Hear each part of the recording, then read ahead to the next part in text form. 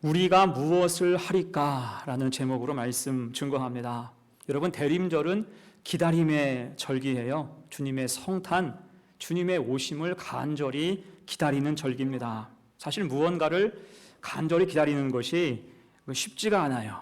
오늘 아침에 우리 아이들, 어린 아이들 얼굴을 보니까 만면에 웃음이 가득해. 왜일까요? 눈이 왔다고.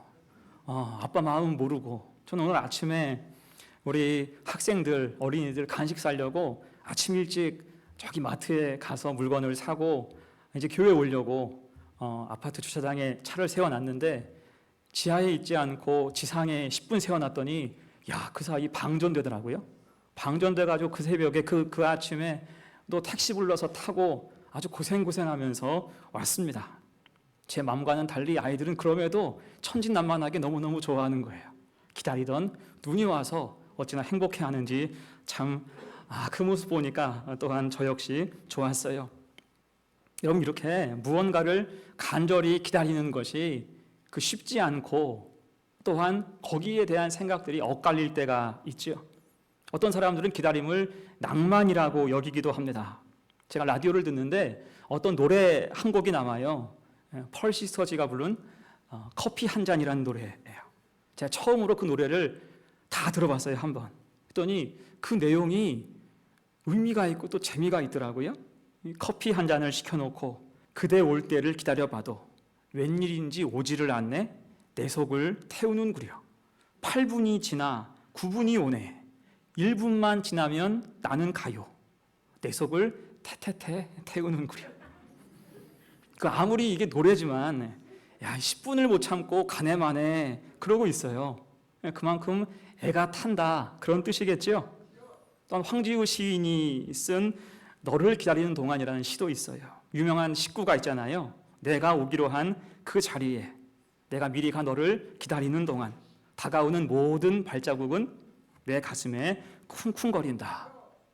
기다림을 굉장히 낭만적으로 표현하고 있어요. 반면에 어떤 사람은 기다림을 고통이라고 말하기도 해요. 제주도에 가면 망부석이 있습니다. 배 타고 멀리 떠난 남편을 기다리다가 기다리고 기다려도 오지 않자 결국 그 아내가 바다를 향해서 돌이 되었대요. 기다림은 슬픔이며 고통일 수 있다라는 뜻입니다. 자, 오늘 본문의 배경되는 이스라엘 역사도 그렇습니다. 그들은 성경의 약속대로 메시아를 대망했어요.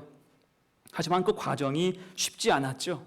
우리가 아는 것처럼 성경 속에 이스라엘 역사는 국난이 많았어요. 어려움이 진짜 많았습니다. 우리나라도 국난이 많았는데 우리보다 더 기구한 것이 이스라엘 역사예요. 심지어 그곳은 인류 역사상 전쟁이 가장 많았던 곳 중에 한 곳입니다. 이를 위해서 중간사 이야기를 해야 되는데, 이때 중간사라고 하면 연대기적으로 말라기와 마태복음 사이에 비어있는 400년 정도의 시간을 뜻합니다. 우리가 보는 성경에는 이때의 기록이 없어요. 대신 이때는 정말 격동의 시간이었어요. 간단하게 생각을 해보면 바벨론 포로기 이후로 이스라엘 땅은 혼돈 그 자체였습니다. 당시 이스라엘 민족은 바사왕 고레스의 허락으로 간신히 일부만 고향 땅으로 돌아왔어요. 나라 세우는 것은 꿈도 못 꾸죠. 여전히 식민지 상태이기 때문입니다. 그러다가 국제 정세가 막 요동치는 거예요. 패권 국가였던 페르시아가 그 유명한 알렉산더에 의해서 망하게 됐습니다. 당연히 이스라엘 땅의 소유권도 알렉산더에게 넘어갔고요. 동시에 그리스 문명, 그리스 철학, 헬레니즘이 쏟아져 들어왔습니다. 이게 어찌나 거셌던지 민족의 정체성, 신앙 정체성이 흔들릴 정도였어요. 아무튼 이 알렉산더는 전쟁의 신이란 그런 소리를 듣잖아요. 파죽지세로 온 천하들을 정복해 갑니다. 무려 인도까지 가요. 그러다가 이 알렉산더가 갑자기 죽게 되죠. 큰 영토를 남기고 죽었어요. 그때 그의 신복이었던 4명의 장군이 그 영토를 4개로 분할을 합니다. 이때 이스라엘은 한 곳에 완전히 편입된 것이 아니라 2개의 큰 세력의 가운데 있었어요. 큰 세력의 가운데 중간지대에 있었습니다. 그러니까 사회가 혼란스러웠겠죠. 우리가 어디에 붙을까? 이게 한 곳에 아예 편입되어 있으면 그 속에서 그냥 녹아져서 생활하면 편리할 텐데 이게 딱 중간지대에 국경선 근처에 붙어 있으니까 늘 고심하는 거예요. 우리가 어디로 붙어야 살 수 있을까? 자, 그렇게 스룹바벨 성전이 제우스를 제사하는 곳으로 전락했을 때 신실한 제사장 마따디아라는 사람이 거룩한 분노를 느끼고 그 관리들, 제우스를 제사하는 사람들을 죽이고 무장 봉기를 하게 됐어요. 이것이 훗날 마카비 혁명이라고 불리게 됐고요. 치열한 전투 끝에 예루살렘과 성전을 탈환하고 자주 국가를 선포해요. 그리고 마따디아의 후손이 왕이 되었으니 이를 하스몬 왕조라고 합니다. 어렵죠? 이제 아는 얘기 남아요.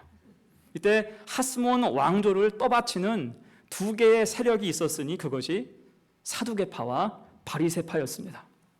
사두개파는 성전과 권력 중심의 세력이고요. 바리새파는 민중, 회당 중심의 세력이에요.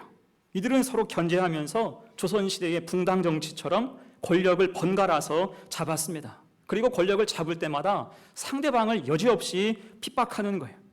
그 대립이 격화되고 왕권이 약화되면서 그 싸움이 내란으로 확대되니까 서로 상대를 제압하기 위해서 당시 세계를 제패했던 로마 군대를 요청하죠. 이때가 주전 63년입니다. 하스몬 왕조가 세워진 지 약 100년 된 시점이었어요. 여러분, 조선시대 조선이 망국의 급행열차를 탄 시점이 언제입니까? 동학혁명을 막지 못해서 청나라와 일본 군대를 요청한 그 타이밍이에요. 1894년. 나라가 힘이 없으니까, 진압할 힘이 없으니까 외부 세력한테 도와달라 요청을 하지요. 그리고 군대가 들어왔어요. 들어온 다음에 나가요, 안 나가요? 안 나가는 거예요. 들어온 후로는 안 나가요. 왜냐하면 거칠 것이 없으니까. 자기들 군대보다 센 군대가 이 땅에는 없으니까 나갈 생각을 안 해요. 이스라엘에 들어온 로마 군대도 마찬가지였습니다. 당시 로마의 유명한 장군이죠. 폼페이우스. 예루살렘에 입성해서 어렵지 않게 상황을 다 정리하고 보니까 성전에 황금이 어마어마하게 많은 거예요. 그래서 들어온 김에 그걸 다 먹고 예루살렘을 쉽게 점령해 버렸습니다. 거기에서 하스몬 왕조는 끝장이 났고요. 대신 그 땅을 통치하는데 쓸모 있는 사람을 모색하니까 그게 이름의 사람 안티파테르였어요. 안티파테르. 그가 로마에 충성하거든요. 충성을 한 후에 결국 그의 아들이 유대 땅의 분봉 왕이 됩니다. 그 이름 누굴까요? 그가 바로 헤롯이에요. 이것이 중간사입니다. 구약과 신약이 연결되는 이야기죠.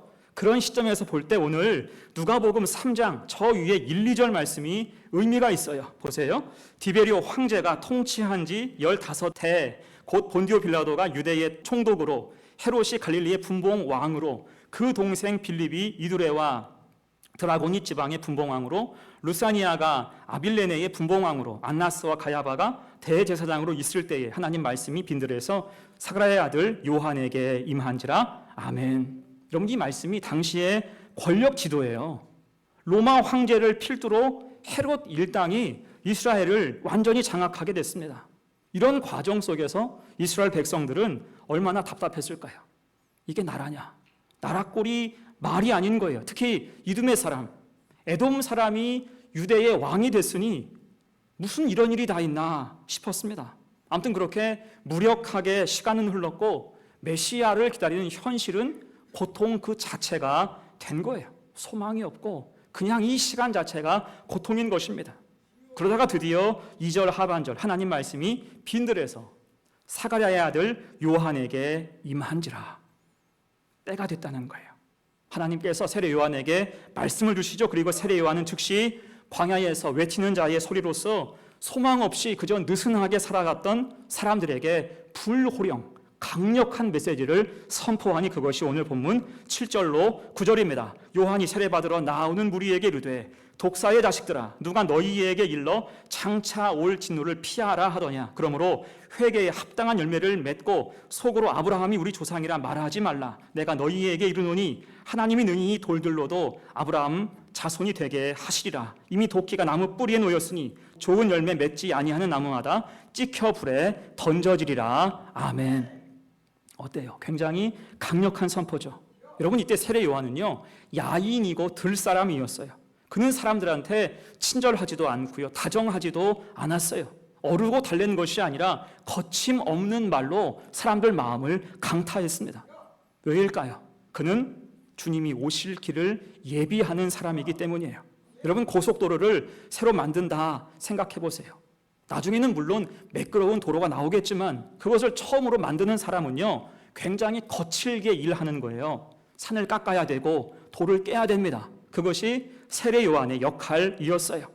자, 이에 세례받기 위해 나와서 혼쭐 나면서 그 가슴이 뜨거워진 사람들이 이제 요한한테 묻는 거예요. 우리가 무엇을 하리까? 우리가 무엇을 하고 어떻게 해야 되겠습니까? 굉장히 중요한 질문이죠. 세례받는 현장에서, 회개가 선포되는 현장에서 그들은 마음이 찔려서 이 질문을 한 것입니다. 여러분, 우리 삶에도 이 질문이 있어야 할 줄로 믿습니다. 우리가 무엇을 하리까? 이 험하고 거친 세상에서 우린 성도로 어떻게 살아야 됩니까? 물을 수 있어야 돼요. 자, 그럴 때 오늘 세례 요한이 준 답이 무엇일까? 또한 감추어진 진리가 무엇일까? 두 가지로 생각을 해봅니다. 첫 번째, 믿는 자의 상식을 회복하라는 거예요. 믿는 자의 상식을 회복하라. 여러분, 세상이 어지러울수록 상식이 필요하죠. 전쟁보다는 평화, 대결보다는 화합, 정쟁보다는 민생, 이게 상식이죠. 상식적인 세상이 필요합니다. 상식적인 나라가 돼야 하는 거예요. 자, 이때 성도는 세상의 이런 상식을 넘어서 믿는 자의 상식이 필요합니다. 그 기준을 조금 더 높일 필요가 있어요. 그런 의미에서 10절, 11절 보세요. 무리가 물어 이르되 그러면 우리가 무엇을 하리이까? 대답하여 이르되 옷 두 벌 있는 자는 옷 없는 자에게 나눠줄 것이요 먹을 것이 있는 자도 그렇게 할 것이니라. 아멘. 무리가 물어왔어요. 우리가 무엇을 하리까? 이에 요한은 주저함이 없이 나눔을 강조해요. 옷 두 벌 있는 자, 먹을 것이 있는 자는 함께 나누라. 그만큼 당시의 상황이 굉장히 좋지 않았다는 뜻일 겁니다. 여러분, 가난한 자가 심지어 식민지 백성으로 산다고 했을 때 그 삶이 어떨까요? 이때 식민지는 나라가 없는 상태를 뜻하죠. 본래 나라, 국가의 존재 이유가 무엇입니까? 영토와 국민을 자주적으로 지키는 것, 이것이 국가가 존재하는 이유입니다. 그래서 국가의 3요소가 뭐예요? 영토, 국민, 주권이에요. 이것이 국가의 3요소입니다. 이때 식민지는 이 모든 것을 다 빼앗긴 상태라는 거예요. 자, 물론 그럼에도 잘 사는 사람은 잘 살아요. 나라가 망하든 말든 권력에 빌붙어서 재산을 축적하고 떵떵거리면서 사는 사람도 있습니다. 대신 가난한 사람들은 죽어나지요. 수탈을 당하고 필요에 따라서 강제 동원되기 일쑤라는 것입니다. 2차 세계대전 때 당시 최강대국 독일에 맞서서 프랑스와 영국이 연합군을 지휘해서 싸우는데 자국 군대가 부족해요. 부족하니까 어떻게 했냐면 영국, 프랑스는 식민지를 많이 경영했지요. 그 식민지에서 군사를 뽑아오는 거예요. 영국은 인도와 중동에서, 프랑스는 베트남과 아프리카에서 뽑아왔습니다. 그럼 그때 차출된 사람들의 실체가 무엇일까요? 식민지 귀족의 자제일까요? 권력자들 아들을 뽑아왔을까요? 아니죠. 전부 힘없고 가난한 사람들의 자녀였습니다. 그들은 영문도 모른 채 끌려와서 총알바지로 맨 앞에서 죽거나 포로가 됐어요. 이것이 가난한 식민지 백성의 삶이라는 거예요. 사회 안전망이 무너질 때 가장 먼저 타격을 입는 층이 어디예요? 못 사는 사람, 가난한 사람, 제일 먼저 피해보고 타격을 입게 되는 것이 당연하지요. 자, 그래서 요한이 오늘 말을 합니다. 우리가 무엇을 하리이까? 묻는 사람들을 향해서 그런 사람들을 도울 것을 명령하고 있어요. 여벌에 옷이 있는 자는 그것을 나눠주고 먹을 것이 있는 자도 줄인 자에게 그것을 먹이라고 말씀을 합니다.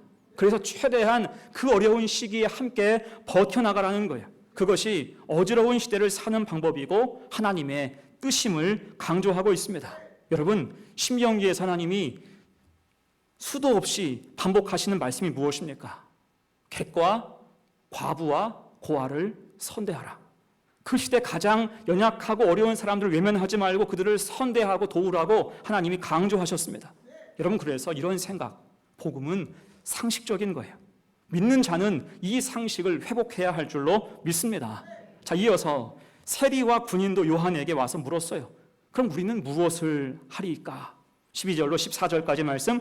세리를 받고자 와서 이르되 선생님 우리는 무엇을 하리이까 하며 이르되 부과된 것 외에는 거두지 말라 하고, 군인들도 물어 이르되 우리는 무엇을 하리이까 하며 이르되 사람에게서 강탈하지 말며 거짓으로 고발하지 말고 받는 급료를 족한 줄로 알라 하니라. 아멘. 여기에서 세리와 군인은 당시에 이스라엘 사람들에게 굉장히 반감을 주었던 계층의 사람들입니다. 특권층에 해당하죠. 세리는 로마에 빌붙어서 세금을 거두고 막강한 권세를 휘두른 사람들입니다. 군인들 마찬가지죠. 그들은 총독의 관할 하에서 공권력을 부여받은 사람들이에요. 쉽게 말하면 그들은 완장질하는 거예요. 자기에게 권력이 있으니, 어떤 위세가 있으니 그것을 휘두르며 살았던 그러한 사람들입니다. 윤흥길의 소설 완장이란 책을 보면요, 권력이 사람을 어떻게 변모시키는가를 잘 보여줘요. 동네 건달이었던 주인공이 인근 땅 부자의 요청으로 저수지의 관리인이 됩니다. 저수지의 관리인. 이게 별것도 아닌 서푼짜리 직책이지만 그것을 이 사람은 완장으로 여기면서 사람들에게 막 횡포를 부리는 거예요.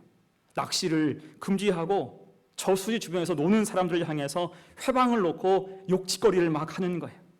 완장이 여러분 그런 거잖아요. 한번 차면 어때요? 휘두르고 싶어요. 그게 서푼짜리 어치의 권력이라도 그것 있으면요, 그게 보장되면 막 휘두르고 싶은 것이 사람의 욕망입니다. 인간의 속물적인 근성을 다룬 소설이지요. 자, 이에 요한도 마찬가지예요. 세리와 군인에게 향하여서 너희가 완장질하지 말 것을 지금 당부하고 있는 것입니다. 그 세례 요한은 상식의 회복을 주문하는 거예요. 인간성이 회복돼야 된다. 자기 본분을 회복해야 된다. 믿음이 회복돼야 된다. 믿는 자로서 상식적인 삶을 사는 것이 마땅하다, 이것을 강조하는 것입니다. 여러분, 우리도 그렇습니다. 복음 안에 거하는 사람이라면, 주님 오심을 기다리는 사람이라면 여러분, 믿는 자의 상식이 우리 삶 가운데 회복돼야 할 줄로 믿습니다. 주님의 마음을 기준 삼아 살아야 돼요. 주님의 말씀이 우리 삶 가운데 상식돼야 됩니다. 가정에서는 신앙의 본을 보이는 것이 마땅하고요, 직장, 삶의 현장에서는 정직하고 성실해야 됩니다. 교회에서는 따뜻하고 기꺼이 헌신할 수 있어야 돼요. 믿는 자로서 주님의 말씀이 기준이 되고 상식이 되어야 할 줄로 믿습니다. 그럴 때 우리가 세상에서 보탬이 되는 존재, 소금과 빛이 될 줄로 믿습니다. 이렇게 믿는 자의 상식이 회복되어서 우리에게 마땅히 부여된 역할 잘 감당하는 성도가 되시기를 간절히 축원합니다. 아멘. 두 번째예요. 주님 앞에서 우리가 무엇을 해야 될까? 두 번째, 주님을 놓치지 말 것을 강조합니다. 여러분, 우리 신앙, 우리 믿음에는 주님의 존재가 절대적이죠. 아무리 내가 교회를 열심히 다녀도, 성경을 많이 읽어도 우리 속에 주님이 없으면 그것은 믿음이라고 할 수가 없어요. 주님을 놓치지 말아야 돼요. 늘 주님을 추적해야 되고 중간에 주님을 잃어버리면 안 되는 것입니다. 이때 악한 마귀는 회방을 놓죠. 주님을 추적하지 못하도록 온갖 방해를 합니다.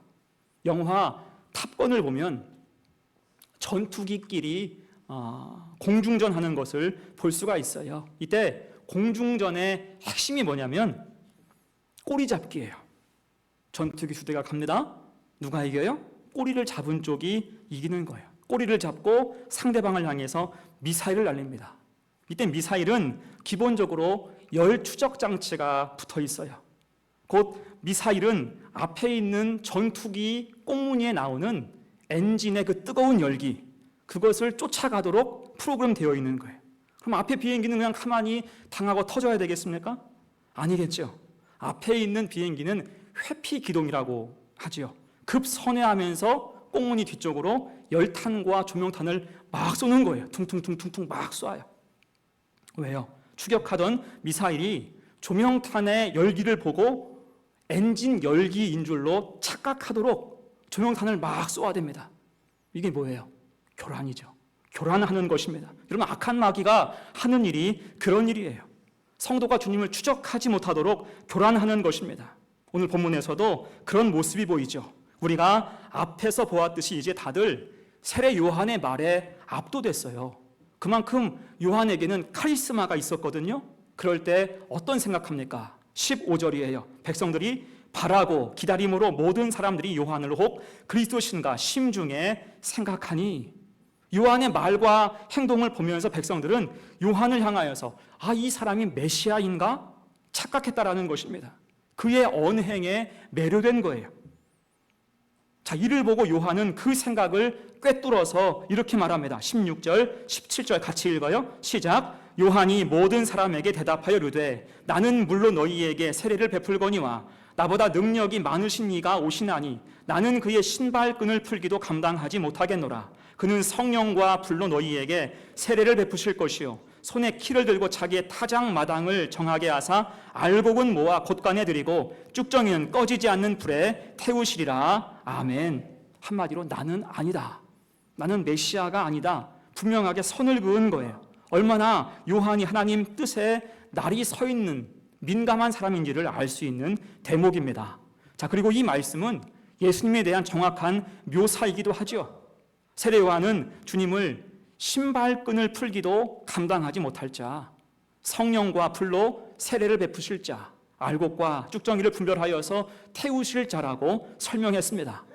자, 그런데 중요한 것, 지금 이 말을 듣고 사람들은 요한이 묘사한 메시아에 대해서 어떤 생각을 했을까요? 여러분, 꿈보다 해몽이란 말이 있어요.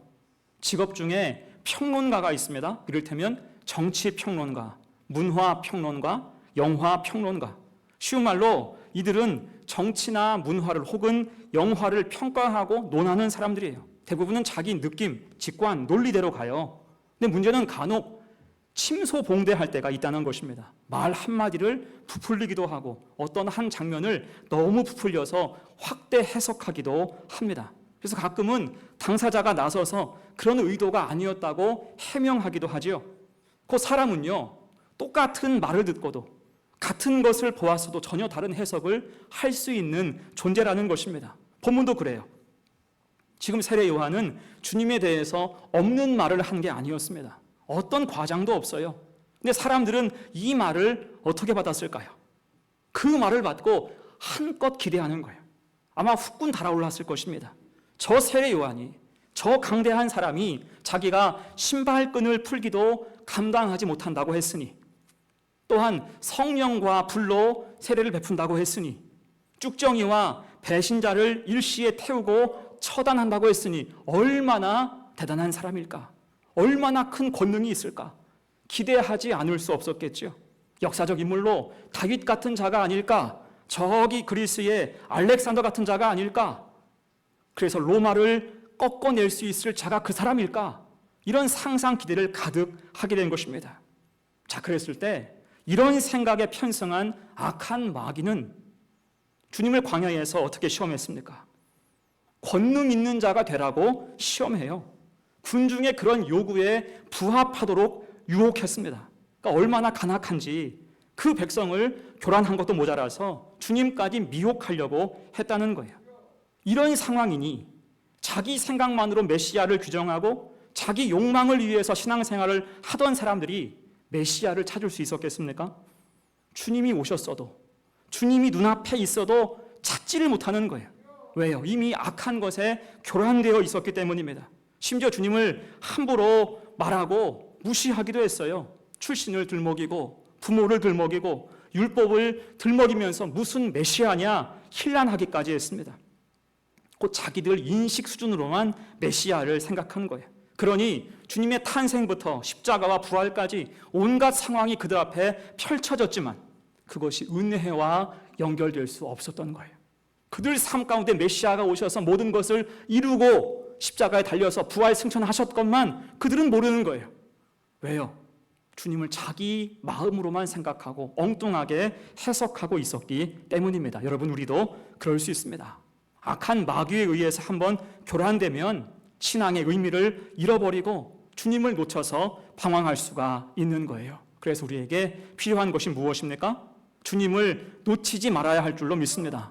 악한 마귀가 우리 삶 가운데 아무리 교란해도 우리는 거기에 현혹되지 않는 믿음의 눈썰미가 있어야 돼요.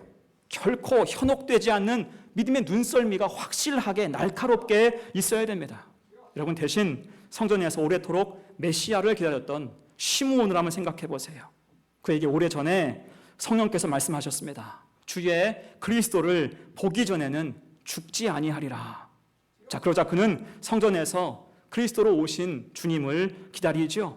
사실 아이가 태어난 후에 정결 예식을 받기 위해서 부모 손을 잡고 부모와 함께 성전을 찾는 갓난 아기가 어디 한둘이겠습니까? 하지만 시므온은 믿음으로 기다리고 기다릴 때 아기 예수가 들어오는 순간 한눈에 알아봐요. 한눈에 알아봅니다. 그리고 아기 예수를 받아들고 고백하고 축복하는 거예요. 그것이 누가복음 2장 28절로 32절 주보의 요절 말씀입니다. 함께 읽어요. 시작. 시므온이 아기를 안고 하나님을 찬송하여 이르되 주제여 이제는 말씀하신 대로 종을 평안히 놓아 주시는도다.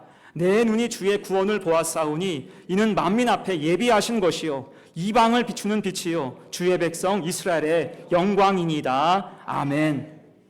어떻습니까? 놓치지 않는 거예요. 놓치지 않을 거예요. 그에게 믿음의 눈썰미가 있었기 때문이에요. 놓치지 않는 거예요. 그럴 때 그는 아기 예수를 품에 안고 축복하는 영광을 누릴 수가 있었습니다. 여러분, 그래서 우리도 믿음의 눈썰미가 있어야 할 줄로 믿습니다. 주님을 놓치지 말아야 돼요. 악한 마귀가 교란한다고요. 지식으로 교란하고 사람으로 교란하고 물질로 교란하고 악한 감정을 심어줘서 교란해도 우리는 결코 주님을 놓치지 않는 것, 믿음의 눈썰미를 가지고 주님만 따라가야 할 줄로 믿습니다. 이것이 믿음의 기본이고 핵심이에요. 이를 통해서 온전함으로 언제나 주님 앞에 설 수 있는 복된 성도가 되시기를 간절히 축원합니다. 아멘. 이제 말씀을 마무리합니다. 여러분, 그런 말이 있어요. 아무것도 하지 않으면 아무 일도 일어나지 않는다. 자, 그 마음으로 오늘 요한한테 물었죠. 우리는 무엇을 하리까? 우리 삶에도 이 질문이 늘 있어야 돼요. 주여, 우리가 무엇을 하리까? 성도로서 내가 무엇을 하리까? 이때 요한은 참으로 중요한 교훈을 주었어요. 먼저 믿는 자의 상식을 회복하라. 주님 마음으로 믿는 자로서 마땅히 해야 할 일을 미루지 말라, 피하지 말라 당부하고 있고요. 또 하나는 주님을 놓치지 말라. 악한 마귀가 아무리 교란해도 흔들리지 말라는 거예요. 그래서 회개하고 구원받고 주님과 함께 영광에 도달하는 것이 마땅하다 이야기하고 있습니다. 오늘 이 사실을 기억해서 우리도 우리가 할 일을 하면서 주님을 놓치지 않고 주님의 다시 오심을 우리가 기다리고 열망할 때 그 기다림은 낭만도 아니고 고통도 아니고요, 오직 은혜였다고 고백하며 믿음의 길 갈 수 있는 복된 성도들 다 되시기를 간절히 축원합니다. 아멘. 자, 우리 함께 찬송하고